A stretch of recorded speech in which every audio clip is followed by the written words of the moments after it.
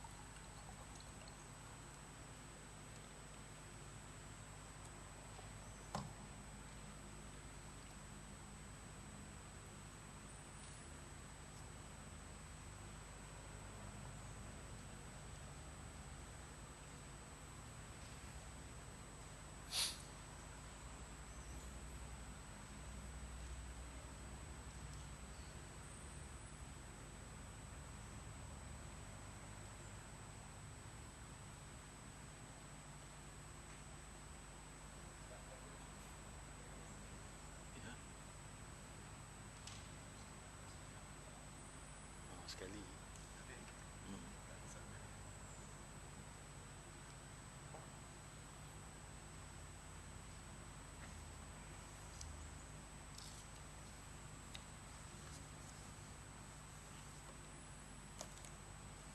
Assalamualaikum warahmatullahi wabarakatuh. Alhamdulillah nahmaduhu wa nasta'inuhu wa nastaghfiruh wa na'udzu billahi min syururi anfusina wa min sayyiati a'malina. Man yahdihillahu fala mudilla lahu wa man yudlil fala hadiya lahu. Asyhadu an la ilaha illallah wahdahu la syarika lahu wa asyhadu anna Muhammadan abduhu wa rasuluh.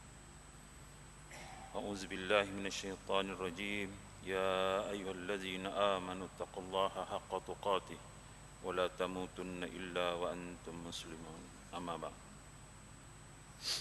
Saya hormati Tuan Imam, Pengurusi, Seusaha, Bendahari, seluruh ahli jawatan kuasa masjid, pegawai-pegawai masjid, ustaz-ustaz, tuan-tuan dan puan-puan, muslimin dan muslimat.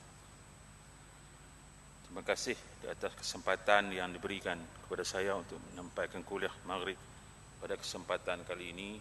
Semoga perkongsian ilmu ini dapat memberi manfaat kepada kita bersama insya-Allah.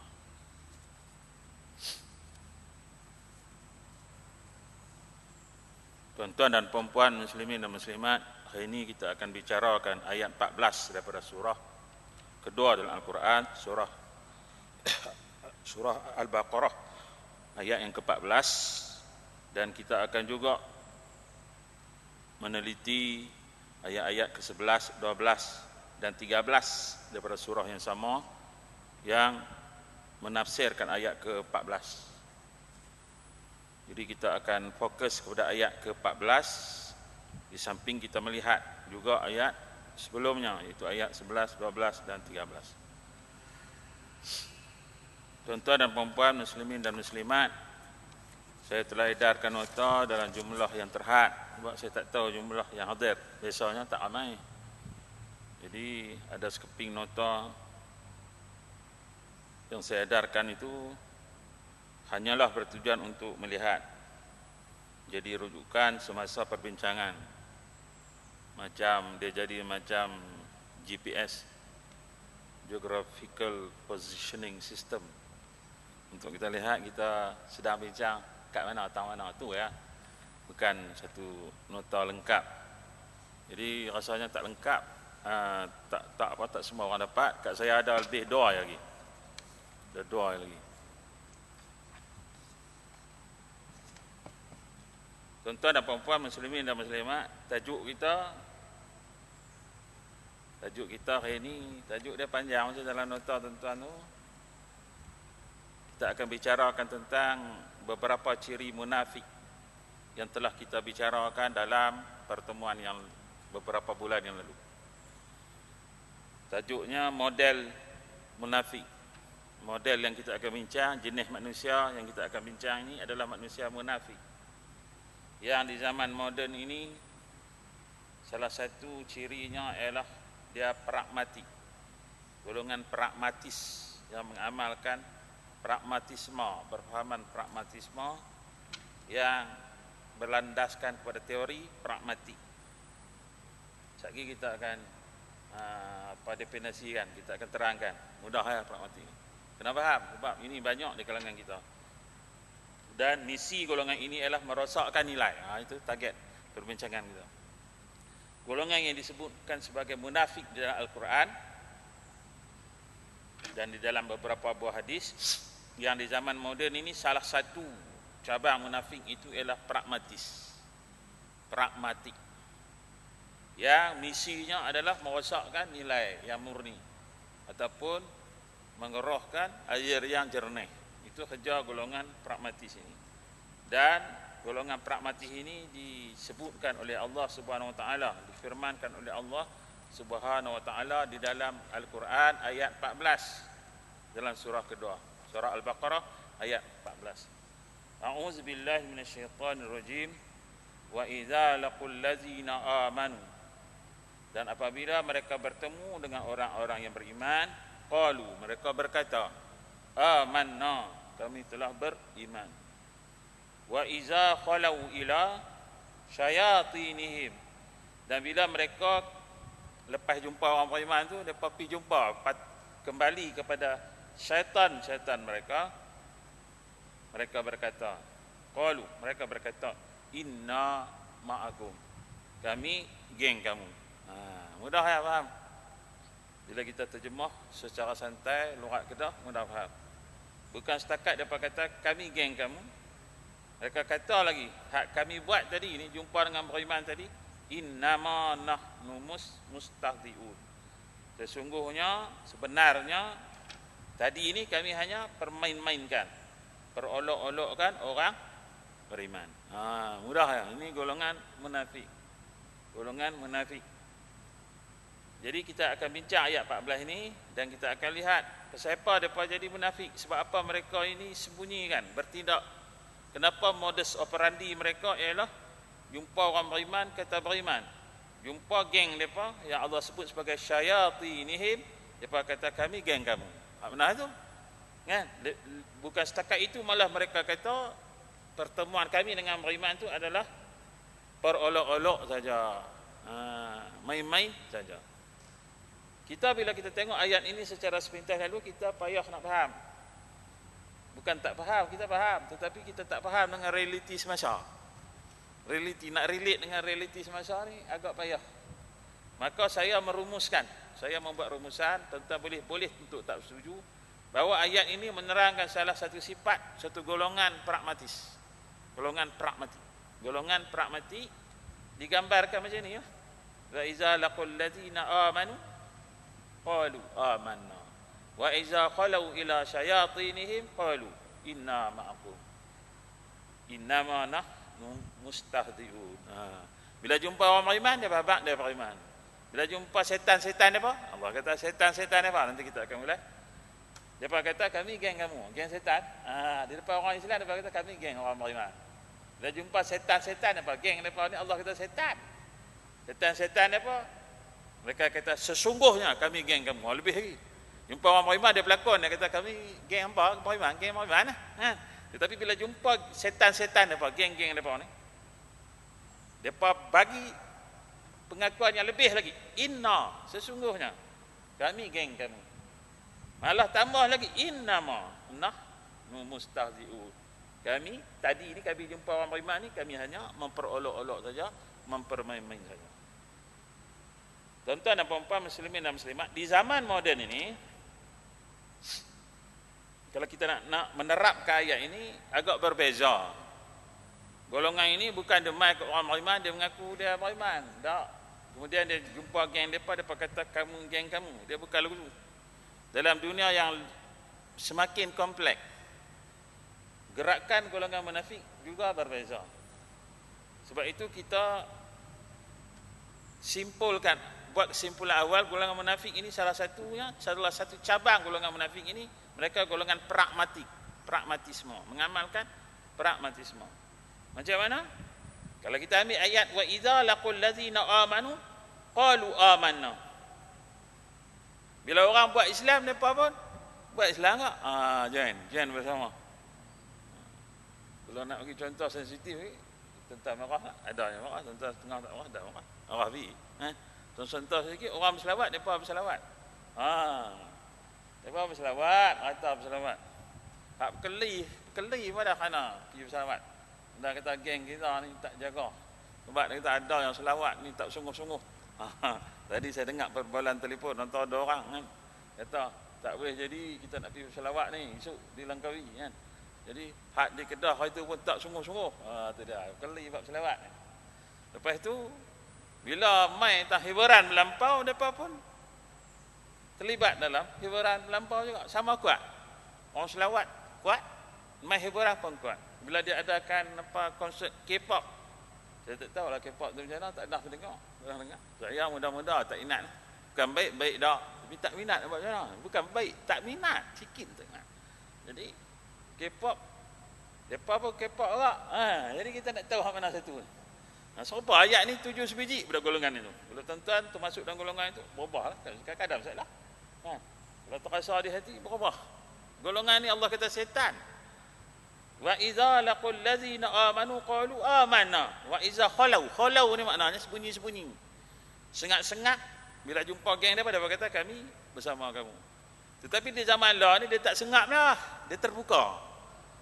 Bila orang buat Islam dia buat Islam, bila orang buat yang bukan bertentangan dengan Islam pun dia buat juga. Itu contohnya. Jadi ayat ini kena kepada orang yang pragmatik, itu pragmatik. Jadi bagi yang tak tahu, masih tak tahu pragmatik, saya akan bagi beberapa contoh yang praktikal. Dulu, suatu waktu dulu, orang minat kepada gelombang sosialis ni adik sikit pada komunis. Dia percaya pada Tuhan tetapi dia passion sosialis. Maka ketika awal 70-an sehingga ke awal 80-an di universiti gerakan sosialis kuat. Gerakan sosialis kuat awal 80-an, awal dalam setahun dah. Dan sepanjang 70-an gerakan sosialis kuat, maka golongan ini akan berjiwa sosialis. Lepas tu mulanya gerakan Islam awal 80-an. Apabila berlakunya revolusi di Iran di zaman Khomeini. Walaupun kita benci Syiah, tapi kita jangan menafikan bahawa dia ada sumbangan. Sumbangan dia, walaupun dia tak betul, tetapi ada sumbangan dia yang membawa kepada gerakan Islam. Kerana dia juga kadang-kadang menyebabkan orang mula pakai tudung. Jangan lupa, sebelum tu orang Melayu bukan pakai tudung. Jadi, bila mai gerakan Islam, perkembangan Islam, golongan ni akan ikut cara Islam pula. Cakap tentang Islam. Apa-apa saja buat Islam. Bila mai era orang gila duit, kapitalis, merebak, dan ahli-ahli politik banyak dipengaruhi oleh golongan korporat kononnya. Istilah tu tak tepat maknanya, tak tepat, tak betul. Tetapi dah orang guna, kita guna apalah. Golongan korporat ni tak betul, istilah langsung tak betul. Golongan kaya. Korporat bukan kaya, korporat maknanya golongan yang bertindak secara jamaah. Itu orang panggil korporat, tapi dah orang semua tak betul, kita guna apa ya tak betul kan. Kemudian suatu ketika orang minat soal pendidikan, maka golongan ini akan cenderung kepada pendidikan. Begitu golongan ini akan berubah wajah dari semasa ke semasa. Bukan di Malaysia saja, di mana-mana pun begitu. Termasuk tak terkecuali di Malaysia. Ini golongan pragmatik, dia boleh berlaku. Orang mai ketika orang tuntutan kepada Islam ini kuat, maka mereka laksanakan Islam, cuba tunjukkan laksana Islam. Orang berbicara tentang akidah, mereka pun nak cakap enggak tentang akidah, walaupun sekadar mempertahankan nama Allah saja. Yang masih dalam khilaf pertikaian kan, orang kafir boleh guna kelak nama Allah dan sebagainya. Jadi dia kata jadilah boleh bawa kempen nama mempertahankan nama Allah, sudahlah. Walaupun selepas itu bila kasih amat menafikan tentang peranan Nabi SAW, maka mereka tak juga berjuang untuk mempertahankan akidah. Padahal nama Allah tu ada apa bandingkan dengan apa yang dibuat oleh kasih amat misalnya. Jadi inilah golongan yang berubah dari semasa ke semasa.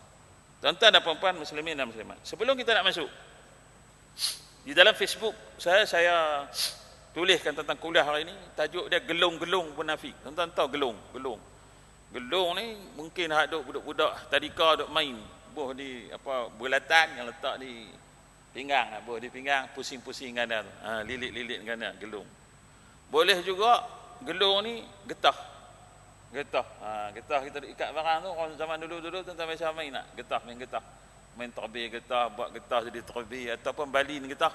Lepas tu balin getah kedua bagi jatuh atas getah pertama, bagi ada getah kedua akan jatuh atas getah pertama, melahirkan satu ruang lubang, kita tak jari, maka dapat point kan. Hari ni kita nak main gelung ni lah, gelung dalam bentuk getah ataupun satu bentuk golongan yang besar, kita ada 4 gelung. Nak faham munafik ni kita kena main gelung, tapi saya tak ada bagi nota yang saya ada ni kan. Gelung ada 4 gelung, kita lukis gelung ni kalau ada pen. Gelung pertama itu pragmatisme. Saya kira tuan-tuan balik susun tengok gelung ni, jadi boleh faham tak? Pragmatisme. Bulatan pertama pragmatisme. Kita tak boleh guna bulatan sebab kita nak balin lagi. Pragmatisme. Pragmatisme jenis mana? Jenis yang orang Islam dia Islam. Orang dakwah dia dakwah, orang selawat dia selawat, orang konsert dia konsert, dia boleh belakang. Dia boleh belakang, dia buat belakang. Gelong kedua, getah kedua, bulatan kedua adalah mempermainkan agama. Allah ceritakan dalam ayat-ayat ini, Allah ceritakan dalam ayat ke-14, Allah ceritakan dua ni sifat ni, pragmatisme, dan keduanya mempermainkan agama, main-main soal agama. Agak-agak gelung mempermainkan agama tu boleh menyentuh tak gelung pragmatisme. Buat tu susah ni kan. Sifat suka main-main agama ni milik siapa? Milik orang pragmatis lah. Milik orang pragmatisme. Orang pragmatis ni dia kok mana apa belaka. Jadi Islam ni bukan dia nak ambil sungguh-sungguh, dia main-main. Macam ayat ni sebut, Allah sebut wa iza laqul ladzina amanu, apabila mereka bertemu dengan orang beriman, dia kata apa? Qalu amanna. Kami beriman. Bila mereka berjumpa sengat-sengat dengan syaitan mereka, geng-geng mereka, mereka kata inna ma'akum, kami geng kamu. Hak mana satu betul? Depan orang beriman dia kata kami beriman. Depan setan apa? Kami geng kamu bersama kamu. Jadi hak benar itu. Confuse kita. Jadi gelung pragmatisme. Gelung pragmatisme ini keseluruhan ayat 14 ini. Dan gelung kedua ialah mempermainkan agama. Jadi rakan-rapat ni. Orang yang suka mempermainkan agama ialah orang pragmatisme. Sebab apa dia permainkan agama? Sebab dia terpaksa bermain bila berhadapan dengan geng dia. Bila berhadapan dengan syaitan mereka terpaksa permainkan agama. Dia pun tak boleh buat agama betul-betul. Ini syaitan apa marah. Sebab dia ni berkawan dengan syaitan. Kemudian gelung ketiga ialah perosak nilai. Ayat ke-11 dan 12. Kerja dia bagi rosak nilai. Kerja dia bagi mengeruhkan air yang jernih. Ayat asalnya jernih. Kerja dia pun adalah mengeruhkan air yang jernih. Itu perosak nilai. Kita bagi contoh apa maksudnya. Kemudian yang gelung keempat, depa ni bodoh tapi tunjuk pandai, Allah kata. Bodoh tapi tunjuk pandai, belagak pandai. Ayat yang ke-13. Ayat 11 12 mereka, Allah cerita tentang mereka ini perosak nilai, tapi depa kata mereka lah pembaik nilai. Mereka perosak nilai, tetapi mereka mengaku mereka lah satu-satunya pembaik nilai. Mereka ini jahat, merosakkan muka bumi ini, tapi bila ditanya kepada mereka, dituduh kepada mereka, kamu perosak muka bumi, melakukan kerosakan di muka bumi, mereka akan kata, bukan setakat mereka nafi kata tak, tapi mereka kata kami saja ya yang buat baik. Nampak? Itu sifat golongan munafik pragmatis. Keempat, gelung keempat ialah mereka bodoh tapi tunjuk pandai. Bila dikatakan kepada mereka bahawa jadilah kamu orang yang beriman, ayat yang ke-13, jadilah kamu orang yang beriman, berimanlah kamu sebagaimana orang-orang yang telah beriman. Dia kata apa? Awak nak suruh kami jadi bodoh macam orang beriman yang lain. Dia kata, awak nak suruh jadi bodoh. Jadi amalkanlah Islam, ikutlah sistem Islam. Dia akan kata awak nak ajak kami jadi bodoh, nak ajak kami apa jumuk, nak ajak kami jadi orang yang tidak bertamadun. Itu sifat mereka. Ini sifat mereka. Itu ayat yang ke-13. Wa idza qila lahum aminu kama amanan nas. Bila dikatakan kepada mereka apa dia? Aminu kama amanan nas. Jadilah berimanlah kamu sebagaimana orang-orang lain beriman. Kan? Lalu depa dandan jawab, anu'minu kama amanas sufaha. Awak nak suruh kami jadi bodoh jadi beriman yang bodoh. Kalau kita tafsirkan sedikit lebih mudah, kalau kita ajak pada mereka laksanakanlah Islam, depa kata awak nak suruh kami jadi bodoh, laksana Islam. Okey, lalu Allah sindir mereka. Allah kata kat mereka, menempelak mereka, Allah kata ala innahum humus sufaha walakin la ya'lamun. Sebenarnya kamu yang bodoh, tapi kamu tak sedar kata kamu bodoh. Tak sedar kerana tak ada ilmu, ataupun tak sedar kerana tepu dah. Hati kamu tu dah beku dah. Hati kamu dah keras dah, tak boleh menerima kebenaran. Jadi ini gelung kedua, gelung keempat, iaitu bodoh tapi tunjuk pandai, ataupun barangkali istilah tepat, lebih tepat bodoh sombong. Bodoh sombong. Jadi kita ada gelung. Gelung-gelung inilah gelung-gelung syaitan. Apa dia ingat balik? Gelung pertama pragmatik. Kok mana tak apa? Orang buat Islam dia Islam, orang buat orang kapitalis dia kapitalis, orang sosialis dia sosialis. Orang apa pun dia boleh. Orang selawat dia selawat, orang K-pop dia boleh belakang. Gelung kedua main-main agama. Main-main agama. Gelung ketiga merosakkan nilai. Gelung keempat ialah bodoh tapi tunjuk pandai. Jadi kalau kita tengok betul-betul, jawapannya ialah gelung pertama pragmatisme tu salah satu cirinya ialah mempermainkan agama. Pragmatisme ini salah satu cirinya adalah mempermainkan agama. Bila mereka mempermainkan agama, mereka nak berselindung bahawa mereka tak permainkan agama. Mereka ini tidak pragmatik. Mereka ini adalah Islamik kononnya. Mereka beriman. Mereka mau Islam. Mereka tak mau nak lindung daripada orang tuduh kata mereka tak mau Islam. Daripada orang tuduh kata mereka ini permain agama, maka mereka tunjukkan dua sifat. Pertamanya ayat 11. Mereka tunjukkan sifat mereka adalah bukan perosak nilai tetapi orang yang membuat kebaikan. Malah mereka kata bukan mereka buat kebaikan, hanya mereka yang buat kebaikan. Mereka saja yang buat baik. Jadi orang lain semua jahat. Maka Allah kata sebenarnya kamu bukan baik, kamulah yang buat jahat, orang lain buat baik. Kemudian untuk melindungi sikap pragmatik mereka itu, mereka belagak tunjuk pandai. Mereka anggap bahawa orang-orang yang memilih Islam adalah orang-orang yang bodoh. Tuan-tuan dan puan-puan, muslimin dan muslimat, baru kita nak masuk. Kita nak masuk secara mendalam.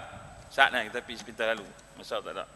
Kita tengok ayat yang pertama, ayat yang ke-14. Kita mula dengan ayat ke-14. Wa iza laqul ladzina amanu qalu amanna wa iza khalau ila syayatinihim qalu inna ma'akum innama nahnu mustahzi'un. Apabila mereka berjumpa orang beriman, mereka kata kami beriman. Bila jumpa secara sengap-sengap setan-setan mereka kata kami geng kamu. Malah mereka kata kami jumpa tadi ini kami main-main saja. Jadi ayat ini saja menggambarkan dua. Pertama pragmatik, gelung satu. Keduanya apa dia? Main-main agama. Ada satu lagi, sifat ketiga, depan ni setan. Depan ni sebenarnya setan. Setan tu ditakrifkan dalam ayat ke-11 hingga 13. Antara sifatnya ialah perosak nilai dan keduanya ialah bodoh tapi tunjuk pandai. Itu sifat-sifat syaitan. Okey. Tuan-tuan dan puan-puan, muslimin dan muslimat. Tuan-tuan dah faham dah pragmatik ni maknanya dia ikut. Kita ambil contoh Malaysia. Pergi jauh bawah. Bila Felda ditubuhkan. Felda ini adalah konsepnya. Felda dan Fekra konsepnya adalah sosialisme. Felda dan Fekra adalah contoh pengaruh sosialisme. Tak dapat nafi, memang betul. Ketika Felda diperkenalkan, sosialisme sedang memuncak. Bukan nak kata salah, baik walaupun ada masalah. Itu sifat sosialisme. Sifat buat perkampungan tertentu ini sifat-sifat komunis. Orang-orang komunis ataupun orang-orang yang bukan komunis tetapi berjiwa sosialis, mereka memang style itu. Wujudkan perkampungan, termasuk perkampungan Darul Arqam, semuanya wujud ketika era sosialisme memuncak. Bukan di kalangan kerajaan saja, parti-parti pembangkang pun misalnya adanya misalnya Muassasah Darul Ulum. Muassasah Darul Ulum itu adalah konsep sosialisme. Sebab dia berkembang ketika sosialisme memuncak. Ketika itu yang mencadangkannya ialah Suhaimi Said. Seorang yang berpahaman sosialis tapi cenderung kepada Islam. Kemudian dia tinggalkan sosialisme, dia berjuang oleh Islam, lalu dia ambil antara amalan sosialis. Yang baik ialah mewujudkan perkampungan. Tapi boleh dikatakan perkampungan ini banyak yang tak berjaya. Tak sesuai dengan Malaysia. Tuan-tuan dan puan-puan, muslimin dan muslimat, itu nak tunjuk sifat pragmatik. Kalau orang kapitalis, mereka akan cenderung kepada kapitalis. Kalau orang cenderung kepada Islam, mereka akan tunjukkan kecenderungan kepada Islam. Itu orang pragmatik. Kok mana pun tak apa. Kemudian Allah sebutkan di ujungnya, innama nahnu mustahzi'un. Dia kata sebenarnya kami hanya memperolok-olokkan orang-orang yang beriman. Ini salah satu ciri golongan munafik adalah main-main dengan Islam. Saya tulis dalam nota itu, mereka mempermainkan agama. Mempermain agama ni ulama kata pertamanya tak real. Bila mereka buat Islam tak real, kita tengok mentau tak real. Keduanya tak sungguh-sungguh, buat tak habis. Syok buat tak habis. Menyebabkan kita tersangkut di antara sistem ni. Bila kita nak mengamalkan sistem perbankan Islam, masih dibiarkan perbankan riba berleluasa. Last kali Islam terpaksa bersaing dengan riba dalam keadaan sistem yang kecoh wujud, sistem yang betul tak boleh survive dalam keadaan kecoh. Misalnya di zaman Nabi SAW, bila Nabi berhijrah ke Madinah, Abdurrahman bin Auf, salah seorang sahabat Nabi yang paling kaya, dia pandai berniaga. Tu pun last kali dia jumpa dengan Nabi, ya Rasulullah, tak boleh tahan, dia kata. Kita berniaga cara betul, sedangkan orang Yahudi berniaga cara kecoh. Ini pertemuan antara sistem. Sama seperti perbankan Islam bertemu dengan perbankan biasa. Perbankan Islam nak survive tak boleh, terpaksa mengenakan cas yang tinggi nak survive.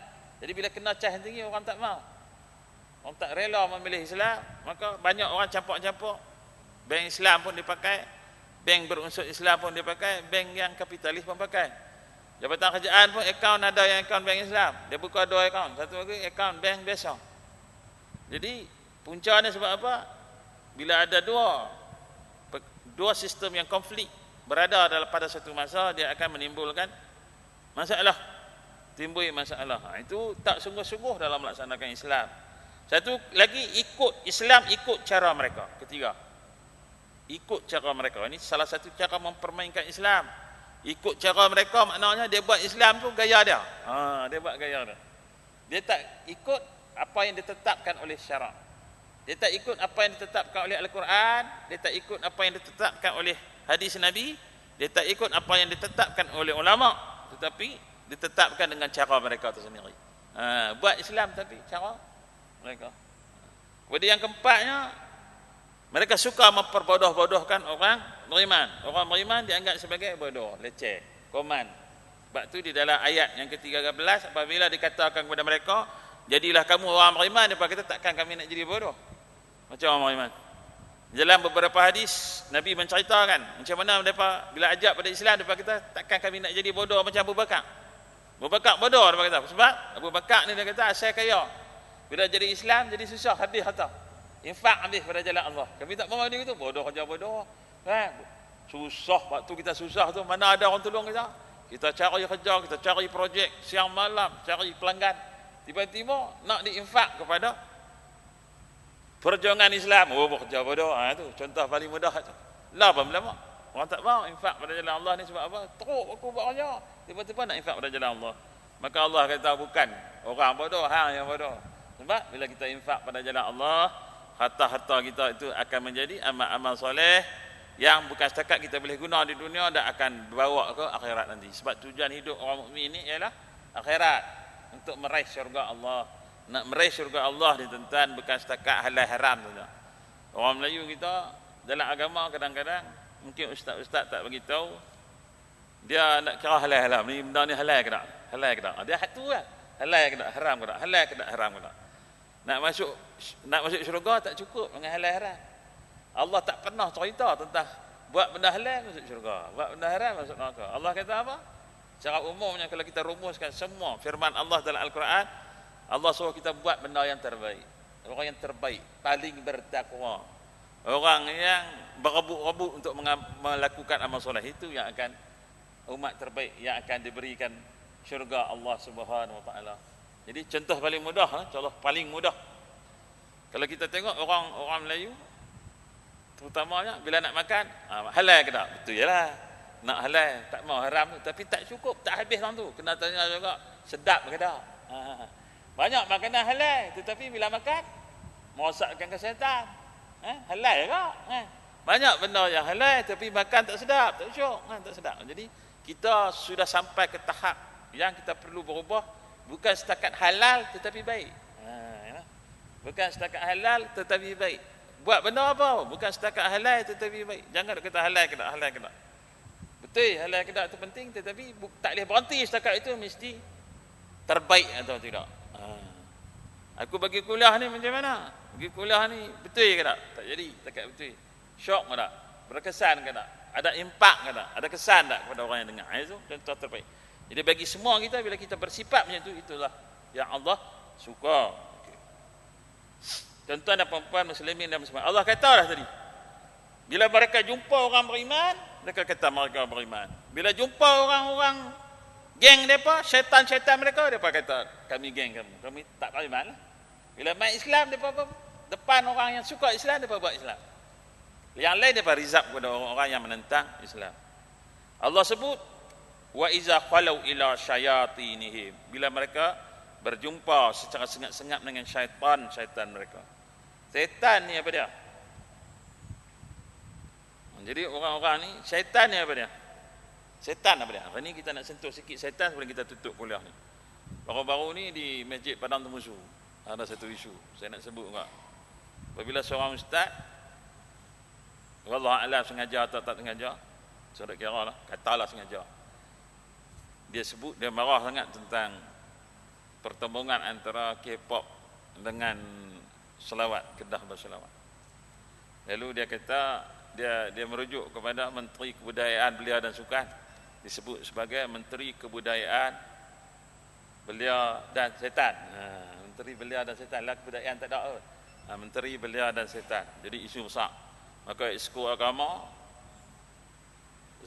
apa masuk campur, sebab dia dengar ketika kuliah disampaikan. Sayangnya hak benda baik yang orang sebut tu dia tak dedahkan. Dia ustaz ni malang dah tahu. Kadang-kadang ni cengih tahu mana apa ustaz. Dan hak cengih dia tu 10%. 90% tu dak. Geng ni dia nak, dia hak fokus tang hak cengih tu ya 10%. Hak 90 dia tak mau terima. Orang macam ni seperti mengai. Orang bila nak mengai zaman dulu-dulu, saya tak nak mengai lama. Lah saya tak nak mengai zaman dulu-dulu 80-an, awal 70, ujung 70-an. Kita mengai ikan puyuh, ikan sepat. Dalam telaga ada kemelin, tahu kemelin. Dia selak kemelin, dia tahu umpan, dia tunggulah ikan makan, lalu dia sentak ikan. Itu orang-orang yang paling baik ketika bila dengar kuliah. Ada setengah orang dia mengai bukan dia sentak ikan, dia sentak kemelin. Dia sentak kemelin, dia syok. Orang tanya ikan apa ekor, jangan tanya ikan apa ekor, berapa kemelin aku dapat. Jadi kita bila mai dengar kuliah, kalau ustaz tu kata benda kita tak suka, buang orang tak suka tu. Kan ustaz tu cek ambil apa lah. Tak. Tak ada masalah nak cek kan. Lepas tu kita tolak, kalau kita tolak. Kalau kita terima lagi bagus. Kita tolak hak kita tak berkenan. Nampak macam mana kita jenis tak berkenan. Kita terima yang hak baik. Ulama hak baik.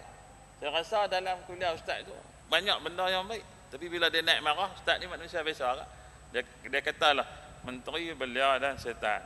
Orang Melayu bila sebut setan sensitif. Kadang-kadang dia lupa dia apa setan. Dalam tafsir Al-Barru. Dalam tafsir Al-Barru, tuan-tuan boleh cek dalam internet, dia ada buat tafsir dalam surah Al-Baqarah saja. Dia kata bila mengulas ayat ke-14 ni, dia kata setiap manusia berpotensi menjadi syaitan. Setiap manusia berpotensi menjadi syaitan. Jadi maknanya manusia ni kemungkinan manusia ni lebih majoritinya adalah syaitan. Majoriti adalah syaitan. Kalau kita kaji di dalam Al-Quran, bila Allah merujuk kepada syaitan, Allah lebih merujuk kepada manusia yang bersifat syaitan. Dia bukan bersifat saja, dia memang jadi syaitan. Allah kata wa iza khalau ila syayatinihim, bila mereka berjumpa sengap-sengap dengan syaitan mereka. Okey, seperti dia syaitan ni. Ikut ayat 14 ni, kita tengok tafsiran ulama. Tak puas hati balik buku kitab. Sebagian ulama kata syaitan ini maknanya golongan musyrikin Mekah. Dalam konteks ayat ini, musyrikin Mekah bila depan orang Islam dia kata kami beriman, bila jumpa dengan musyrikin Mekah kami gambar tadi buat ni. Begitu satu. Keduanya syayatinihim, syaitan-syaitan mereka ni adalah golongan Yahudi. Bila berjumpa dengan orang beriman, dia kata kami beriman. Bila jumpa orang Yahudi, dia kata kami geng kamu. Dua. Ketiga, Imam Qurtubi dalam tafsir Al-Qurtubi. Imam Qurtubi, saya selalu menyebut dalam kuliah saya. Saya suka baca kitab Imam Qurtubi sebab saya terpengaruh dengan latar belakang negaranya. Sebab negara dia di Eropah, glamour. Qurtubi ni berasal daripada Andalusia, Spanyol lah. Saya tak ingat, kalau tak silap saya, dia punya negeri Cordoba. Negeri Cordoba lah ni negeri kafir kan. Dulunya negeri Islam, ketika itulah Qurtubi menulis kitab Qurtubi. Kitab Qurtubi dari segi ranking dia nombor 2. Kitab Qurtubi. Jadi Imam Qurtubi kata, siapa buat jahat, semua setan. Ni lagi teruk, kenal yang kita kan. Siapa buat jahat, semua setan. Tapi saya nak rumuskan pandangan seorang ulama Indonesia, namanya Muhammad Quraisy Shihab, dalam tafsirnya, tafsir Al-Mishbah. Tafsir Al-Mishbah, Muhammad Quraisy Shihab. Tafsir Al-Mishbah ni, tafsir yang tuan-tuan nak beli, kena pergi Kuala Lumpur. Tak ada jual di negeri Kedah, tak ada jual. Kalau start ada, tak tahulah. Tapi Sungai Petani memang tak ada. Itu ada di Hasani, tapi orang beli tak ada lah, tak ada. Jadi dia kata apa? Syaitan ni, dalam ayat ni maknanya apa? Orang yang buat jahat, Allah tak kata syaitan. Qurtubi kata syaitan. Tetapi yang dikatakan syaitan ini adalah orang yang buat jahat, dia pengaruh orang buat saja. Takat dia pergi siam langgan perempuan, dia tak syaitan lagi. Tapi kalau dia balik ajak orang pergi sama, maka dia syaitan. Kemudian Quraisy Shihab kata, syayatinihim, syaitan-syaitan mereka. Syaitan maknanya orang tu buat jahat, kemudian dia ajak orang lain buat jahat, dan cara dia ajak orang, kempen orang, bawa orang, pengaruh orang buat jahat, terorganisasi, dalam organisasi yang tersusun, maka itu disebut sebagai syayatinihim. Syaitan ni orang takkan buat jahat saja tak, dia kata. Tapi kalau dia buat jahat, dia pengaruh orang lain buat jahat sama, dia syaitan. Tapi kalau dia syaitan yang Allah sebut di sini, kumpulan. Kumpulan yang selalu mendorong orang buat jahat. Contohnya di dalam surah Al-Jumu'ah ayat 11, Allah ceritakan antara ciri-ciri syaitan. Dia pengaruh orang buat jahat walaupun tengah berhadapan dengan baik. Wa iza ra'au tijaratan aw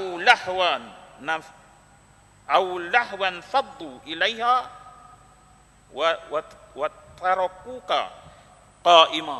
Apabila mereka nampak rombongan dagang balik, golongan dagang balik daripada Syam, mereka nampak rombongan dagang balik, dan atau mereka nampak pemuzik-pemuzik yang berada di luar masjid, lalu mereka bersurai lari daripada mendengar kuliah yang disampaikan oleh Nabi sallallahu alaihi wasallam. Wa lahwa hiburan-hiburan, lalu dapat infaddu ilaiha wa tarakuka qa'ima. Mereka berselerak tinggal Nabi baca khutbah. Nabi bagi kuliah, bukan ustaz. Nabi bagi kuliah, Nabi bagi khutbah pun depa sanggup tinggal sebab apa? Syok nak tengok rombongan dagang balik daripada Syam. Syok tengok orang kaya, dia tak kaya pun. Orang Melayu ada tak syok tengok orang kaya? Lama syok tengok orang kaya. Allah cerita dalam surah Al-Qasas bagaimana bila Qarun keluar di pasar malam, keluar pekan, orang semua teringin keluar elok, meleleh elok, syok tengok. Syok kalau boleh jadi kaya macam ni, Pak. Dan orang-orang yang beriman di kalangan mereka yang sebahagian kecil berkata, aku pun syok enggak nak jadi kaya macam dia, tetapi aku lebih syok dengan ilmu. Lebih syok dengan ilmu. Jadi Allah nak cerita di sini, ketika Nabi baca khutbah pun, ingat tak? Allah kata ketika Nabi berkhutbah, berceramah, bukan khutbah Jumaat, berceramah, kuliah dalam masjid Nabi, depa dengar, sebahagiannya dengar orang rombongan dagang balik daripada Syam, depa bertemperan lari keluar daripada masjid, depa dengar Nabi kan. Ini golongan-golongan munafik. Golongan munafik ni golongan yang rajin dengar kuliah, tetapi dia juga keluar tak ada habis kuliah. Kalau tuan keluar sebelum habis kuliah, bukan saya setuju kat tuan, memang lagu tu. Di zaman Nabi, golongan munafik ni dia masuk dengar kuliah, bukan dia dengar kuliah, dia nak report kepada kawan dia hak tak main dengar kuliah. Kalau tuan-tuan kaji sirah banyak, antara yang terkenal, pelapor terkenal Perepot terkenal adalah saya lupa pula lah nak abang nama dia. Ini selalu saya ingat. Dia ni bila main dengar kuliah tak ada habis dia akan keluar. Lepas tu jumpa kawan dia tanya macam mana dengar kuliah hari macam mana? Dia kata sesungguhnya Muhammad ini bohong. Nama dia Nabtal Al-Haris. Kalau tuan-tuan tengok surah At-Taubah ayat 21, dia dikhususkan, ditujukan khusus untuk Nabtal Al-Haris. Dia main dengar kuliah tapi dia balik awal, tujuannya nak pergi habaq kat geng-geng dia bahawa Muhammad bohong. Dia tak terima ajaran Nabi, dia balik bohong. Nabi gambarkan dalam beberapa hadis, Nabtal Al-Haris ni badan dia besar, tinggi, hitam legam, rambut dia kerintin, tak sikat, lepas tu muka dia serupa macam pecah-pecah ke darah. Sifat dia. Bukanlah nak kata orang itu jahat, nak tunjuk bahawa kalau Al-Quran kata orang munafik ni segak, maka Nabi kata ada juga dalam golongan munafik ni huduh, bodoh dan miskin. Huduh, bodoh dan miskin. Jadi tuan-tuan itu Nabi nak tunjuk contoh bahawa Nabi tengah bagi kuliah pun dia keluar. Sebab apa? Nak syok tengok usahawan balik. Daripada Syam, rombongan dagang. Syok kaya. Pengajarannya apa dah? Nak tunjuk bahawa orang akan tinggalkan ilmu, tinggalkan Islam ni kerana nak merebut kekayaan. Keduanya, aulahwa. Bila orang kaya ni balik, rombongan daripada Syam balik, jadi orang yang menyambut mereka itu akan bermain muzik, menyanyi secara melampau, menyambut mereka balik, sambut kedatangan mereka, kepulangan mereka balik ke Madinah. Jadi mereka akan sambut dengan muzik dan nyanyian. Jadi ada dua tarikan yang menyebabkan orang boleh tinggal Islam, lupa Islam, cerai dengan Islam. Pertamanya kekayaan, perniagaan, pelaburan, dan keduanya ialah hiburan yang melampau, hedonisme. Ada ke tidak di zaman sekarang di Malaysia? Asalnya ada. Hedonisme dan juga perniagaan boleh melalaikan orang untuk meninggalkan perjuangan Islam. Kalau ada orang buat konsert waktu maghrib, dia takkan main kuliah, kan? Tapi dengar konsert lebih utama daripada dia. Sampai orang terpaksa buat, nak lawan dengan konsert tu terpaksa buat ceramah Ustaz Azahid tu, barulah gagah-gagah boleh bersaing. Itu gambarannya. Okey. Syaitan ni, bila Allah sebut syaitan, selalunya Allah akan sebutkan syaitan ini adalah manusia lazimnya. Inna syaitana lakum aduwa fattakhidhu aduwa. Sesungguhnya syaitan itu adalah musuh kamu, maka bermusuhlah dengan mereka. Syaitan itu musuh kamu, maka bermusuhlah dengan mereka. Wala tattabi'u khutuwati syaitan. Jangan kamu ikut jejak-jejak syaitan. Innahu lakum aduwwum mubin. Sesungguhnya syaitan itu musuh nyata bagi kamu. Maka sebagian besar ulama kata nyata, aduwwum mubin, musuh nyata, mubin, nyata, adu, musuh, aduwwum mubin, musuh nyata. Maknanya yang nyata ni bukan jin, bukan hantu, dia adalah manusia. Jadi syaitan ini terdiri daripada jin dan terdiri daripada manusia, tapi kebanyakan ayat Al-Quran ditujukan kepada manusia, terutama ayat ini. Wa iza khalau ila syayatinihim, apabila mereka secara sengat-sengat, secara rahsia bertemu dengan syaitan mereka, qalu inna ma'akum, mereka berkata kami geng kamu, geng syaitan. Jadi banyak orang suka geng syaitan. Tapi bila dikatakan syaitan, apa marah? Mari kita simpulkan tentang syaitan ini, supaya kita faham tentang syaitan. Kalau kita jadi menteri, confirm kita antara pengikut kita syaitan. Confirm sebab Allah katalah musuh kamu yang nyata adalah syaitan. Musuh kamu yang nyata, yang nampak, manusia. Manusia ni sebagai syaitan. Dan tafsir Al-Barru kata setiap manusia ada potensi jadi syaitan. Jadi jangan marah. Sebab kita jadi menteri, bawah kita ada manusia yang bukan syaitan, ada manusia yang berjiwa syaitan. Yang Allah tak kata berjiwa syaitan, Allah kata syaitan terus. Okay. Pada suatu hari di dalam sebuah hadis, kita ambil sebahagian daripada hadis ini, Nabi menasihat Abu Zar. Ya Abu Zar, ya Abu Zar, ta'awwaz min syarri syayatil jinni wal ins. Wahai Abu Zar, berlindunglah dari syaitan-syaitan jin dan manusia. Nabi kata kepada Abu Dzar, suruh berlindung daripada jin dan manusia. Ya Abu Dzar, ta'awwadz min syarri syayatin jinna wal ins. Wahai Abu Dzar, berlindunglah daripada syaitan-syaitan jin dan manusia. Lalu Abu Dzar terkejut, pasal apa Nabi suruh berlindung daripada syaitan jin dan manusia? Setahu dia jin, syaitan ni, tahu dia hantu-hantu berkayut di pokok, setahu dia syaitan-syaitan yang duduk dekat kubur. Orang faham orang Melayu. Kan? Hantulah syaitan. Maka apa lalu Abu Dzar bertanya kepada Nabi, ya Nabi Allah, wa halal inti syayatin. Wahai Nabi Allah, apa ada syaitan? Adakah syaitan manusia? Wa halal inti syayatin. Adakah syaitan manusia? Nabi kata na'am. Nabi kata ya. Na'am syayatinul insi wal jinni yuhi ba'dhum ila ba'dhin zukhrufal qawli ghurura. Ya, Nabi kata ada syaitan manusia. Syaitan-syaitan manusia dan jin saling bekerjasama, membisikkan kata-kata yang dihiasi antara satu sama lain. Maka bila kamu bertemu dengan syaitan manusia ni, ucapkanlah la haula wala quwwata illa billah. La haula wala quwwata illa billah. Bila jumpa dengan syaitan-syaitan manusia ni, la haula wala quwwata illa billah. Aku tak ada upaya, tak ada apa nak lawan hamba, payah hamba kuat kan, tetapi serahlah kepada Allah, aku serah kepada Allah semuanya. Itu tuan-tuan. Jadi rumusan kedua, Allah cerita dalam ayat ni, pertama depa ni pergi jumpa setan-setan depa akan terbalik jadi lagu lain pula dah. Tadi jumpa orang beriman, tunjuk beriman. Jumpa setan depa, setan manusia, geng-geng setan, mereka akan berubah jadi serupa setan juga.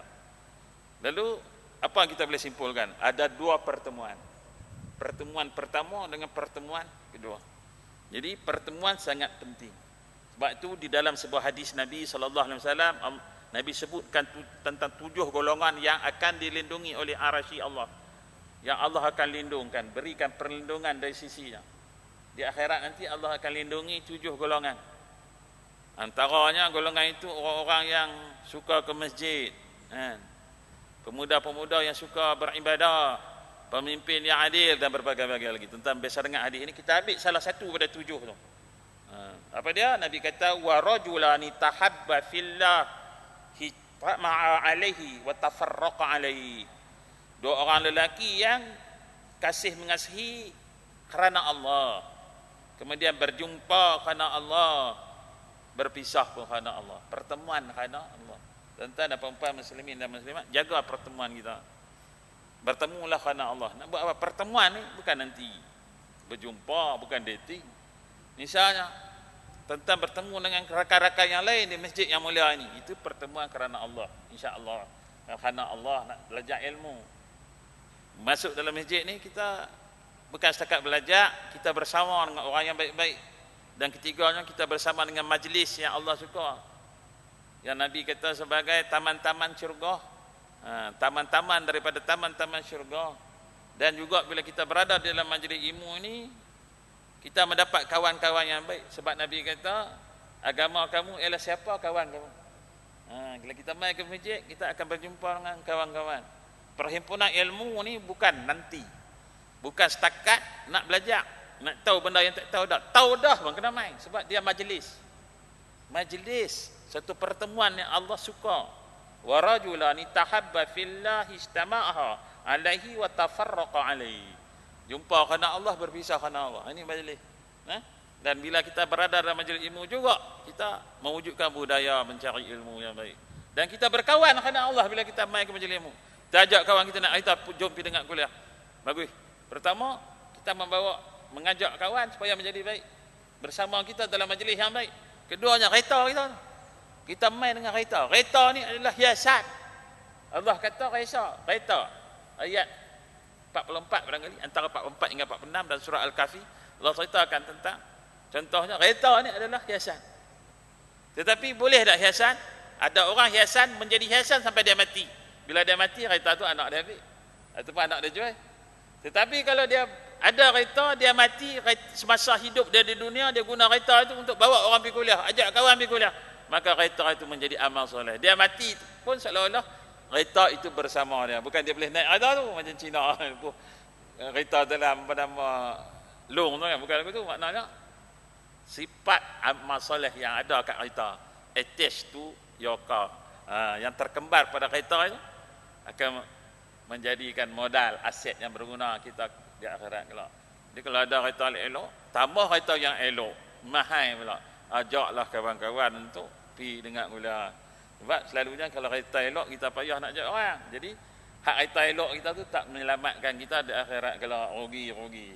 Biar kereta elok sedap naik dunia boleh membawa kita ke akhirat. Itulah pertemuan. Allah cerita di sini dua pertemuan. Pertama jumpa orang beriman. Keduanya jumpa geng-geng setan mereka. Jadi kita janganlah menghadiri pertemuan-pertemuan yang banyak setan. Anehnya barangkali sebagai penutup kepada kuliah ini kita diajar kan untuk membaca a'udzubillahi minasyaitonirrajim. Mohon perlindungan daripada Allah daripada syaitan yang derajat. Setan pun kadang-kadang sebut a'udzubillahi minasyaitonirrajim. Betul tak? Jadi tuan-tuan, kalau orang tu termasuk dalam golongan syayatinihim dalam ayat ke-14 ni, dia pun sama macam kita, golongan munafik, dia pun kata baca juga a'udzubillahi minasyaitonirrajim. Dia juga memohon perlindungan daripada syaitan direjam sebab dia. Jadi sebutlah a'udzubillahi minasyaitonirrajim dan ambil pengajaran bahawa itu bukan aku. Aku tak mau berkawan dengan syaitan. Kita tak ada masa. Sepatutnya ada lagi ayat Allah perintahkan kepada kita pertama, jangan berkawan dengan syaitan. Maknanya bukan berkawan dengan jin, no. Jangan berkawan dengan manusia berjiwa syaitan. Orang lah kalau manusia berjiwa syaitan, dia gambarkan pak rogol anak sendiri. Syaitan kan. Orang Melayu payah. Lepas tu apa dia lagi? Pukul bini sampai cedera, ataupun kawan tak bayar hutang 1,000, kelak tangan kawan, lihat kawan macam tu setan lah. Bukan lagu tu, hak tu pun setan kat lah, tapi hak tu saya tak tahu setan ke tak. Tapi setan mengikut ulama ialah orang yang buat jahat dan dia kempen orang buat jahat. Kita bagi contoh terakhir sebelum kita habis kuliah. Contoh orang pergi Siam, ambil cari perempuan di Siam. Dia pergi Siam, ambil Siam, nak pergi Siam, pergi ambil mohon berdepas, masuk di dalam kok danok, pergi sampai hatnya. Lah dengar orang kata dekat danok, orang syok lebih hebat daripada hatnya dah. Tak tahu, tak dah pergi lama. Saya tak pergi lama sangat-sangat dah. 11 tahun dah. Jadi bila kita pergi, saya ceramah pun biasa di hatnya. Jadi bila dia pergi, lepas tu dia ambil perempuan, dia buat benda tak elok lah, tak payah cerita lah. Lepas tu dia balik, masuk saja sempadan Malaysia tu, dia punya jantung ni bergoncang. Tadi jantung bergoncang lah dia hanya. Dia balik tang pasal apa, dia jantung dia bergoncang sekali lagi, dia rasa bersalah. Maka ulama kata orang ni bukan setan. Dia buat kerja setan kan. Di hanya itu bila dia balik ke Danok dan sebagainya, dia balik masuk pada Malaysia, dia rasa bersalah. Lalu dia pun koyak berlepas dia tu. Sebab apa dia koyak? Tak boleh nak tengok, rasa bersalah sebab buat maksiat besar. Dia tahu.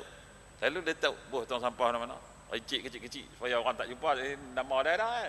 Rincik kecil-kecil. Saya dengar cerita kawan-kawan banyak buat lagu tu, rincik pergi halus semua tahu tong sampah. Dia buat jahat, tetapi orang macam ni dia ada rasa bersalah bila buat jahat. Dia bukan masuk dalam kategori syaitan. Golongan kedua pula, dia pergi buat benda yang sama di tempat yang sama, bila masuk sepadan Malaysia tak rasa apa. Tadi apa nama, jantung dia kuat kan, berdenyut kuat, bergemuruh buat tengok umpan serak kan. Lepas tu bila masuk ke Malaysia, jantung dia tenang kan, sebab dia tak rasa apa, tak ada rasa salah apa. Kemudian minggu depan pi pula kan, main pula. Hak kawan tadi ni dia koyak berdepas dia, confirm tak kata dia tak akan buat dah, tak? Dia buat pula, dia mohon berdepas pula. Balik koyak pula. Jadi dia setiap kali dia balik dia kecewa, ada apa peras sebab buat maksiat. Tapi satu kumpulan lagi dia duk guna berdepas yang sama. Sebab apa? Dia tak ada rasa salah apa. Lalu kita tengok berdepas dia apa macam kain batik. Cop banyak orang, cop penuh berdepas macam kain batik. Sebab tu orang ada sifat nak buat jahat tapi rasa bersalah, dia akan buat berdepas setiap kali tapi balik koyak. Jadi orang hak jenis cok sampai jadi macam kain batik ni, golongan itu lah yang dikatakan syaitan, kejahatan yang berterusan, yang tak ada rasa bersalah. Teruk lagi hak jenis main-main. Allah cerita di ujung tu, main-main. Ni saya biasa dengar sendiri. Bila dia balik daripada buat maksiat di siang, jumpa sama-sama kawan nampak. Depa main gelak-gelak, setengah depa rakam dalam handset, balik tunjuk antara satu sama lain. Okey. Bila ditanya pi mana ni? Depa kata pi infak. Infak di mana? Pondok mana haknya? Infak di pondok haknya. Berapa infak?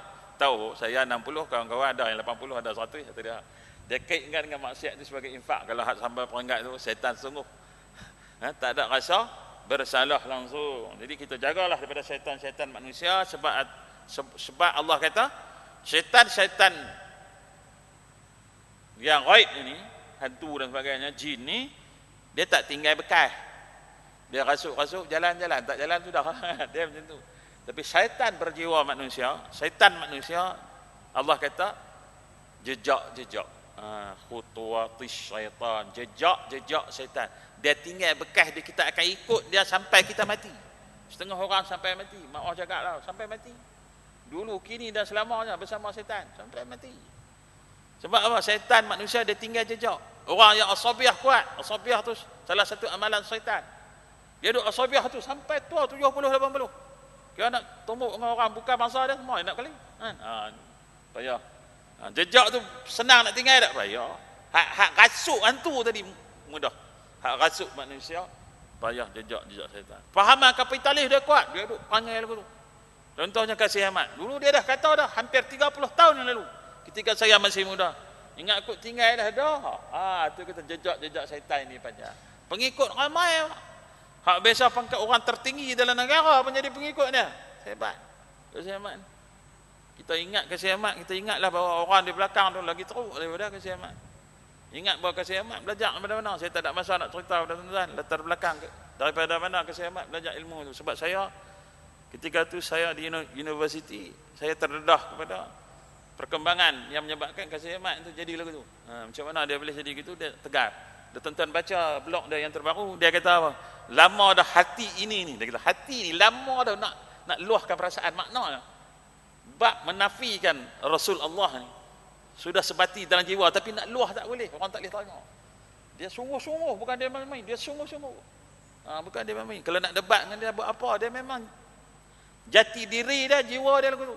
Dia tulis dalam blog dia, benda itu tersimpan dalam hati ini berpuluh tahun dah, dia tak terkeluar. Inilah peluangnya orang bagi kesempatan untuk meluahkannya. Itu dia tuan-tuan, komitmen yang tidak berbelah bagi untuk membawa imej-imej syaitan ini. Semoga perbincangan kita ini mendapat manfaat hendaknya, dan semoga tuan-tuan memperoleh ilmu sedikit sebanyak berkaitan dengan ayat-ayat yang kita bincangkan, ayat 11, 12, 13 dan 14 surah Al-Baqarah ini. Saya mohon maaf jika ada terkasar bahasa, terlanjur bicara. Kita ni manusia biasa, tetapi apa yang kita sampaikan ikhlas. Bukan kita nak tahan siapa-siapa, kita nak masuk belah mana, tak ada. Saya punya passion tak ada. Tapi saya rasa nak kata, saya kata saya tak peduli. Saya tak peduli ada siapa. Saya muda dulu begitu, kerja kerajaan kat dulu kan. Kata kerja kerajaan pangkat tinggi kat dulu ni, dulu lah susah kan. Dulu kerja kerajaan pangkat tinggi, tuan-tuan boleh tanya orang sebeh dengan saya, siapa saya tak kata. Kalau benar tak betul ya, menteri-menteri lah. Kalau depa nampak nama saya ada, depa kacau lah menteri mai lagi, dia tanya menteri macam-macam lagi payah. Kerja daripada dulu sampai kelas dulu gitu. Dulu kini dah selamanya macam tu kan. Allah mudah menteri tak ada apa.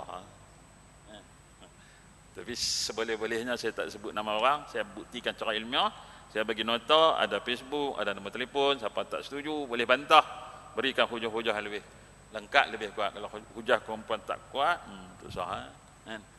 Jadi itu style kita style terbuka, kita bagi dokumen supaya kita berpegang pada prinsip yang kita sampaikan, supaya orang boleh menerima kebenaran tanpa berselindung. Kalau berselindung jadi munafik pula. Yang baik itu daripada Allah Subhanahu Wa Taala, yang lemah itu adalah kelemahan diri saya sendiri. Auzubillahi minasyaitonirrajim. Bismillahirrahmanirrahim. Alhamdulillahirabbil alamin. Wassalatu wassalamu ala asyrafil anbiya'i wal mursalin wa ala alihi wa sahbihi ajma'in.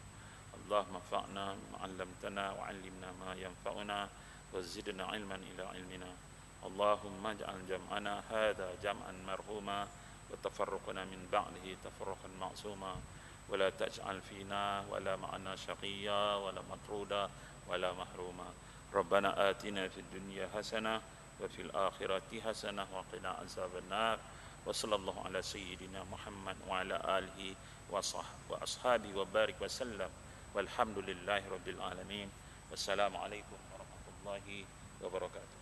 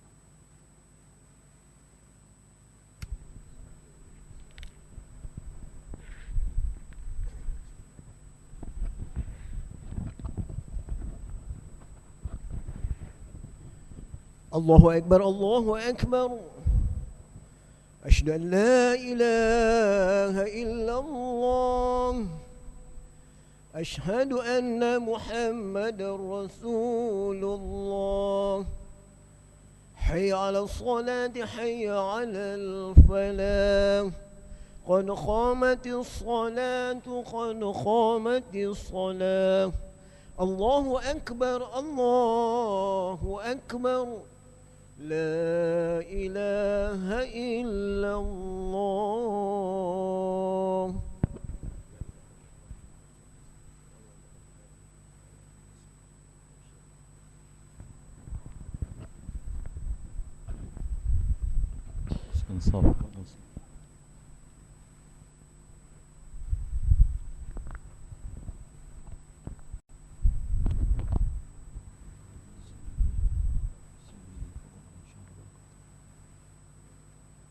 Allahu Akbar.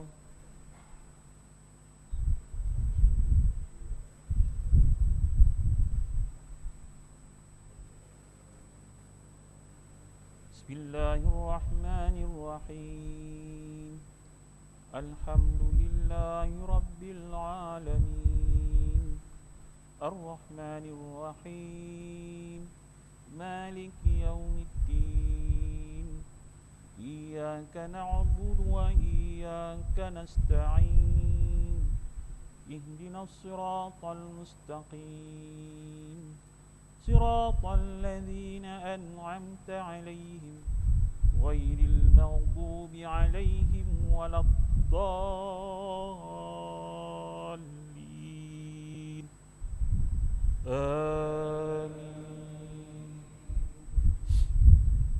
Zuyina linnasi hubbus syahawati minan nisa'i wal banin wal qanatiril muqantarati minaz zahabi wal fiddati wal khaylil musawwamati wal an'ami wal harth. Dzalika mata'ul hayatid dunya wallahu 'indahu husnul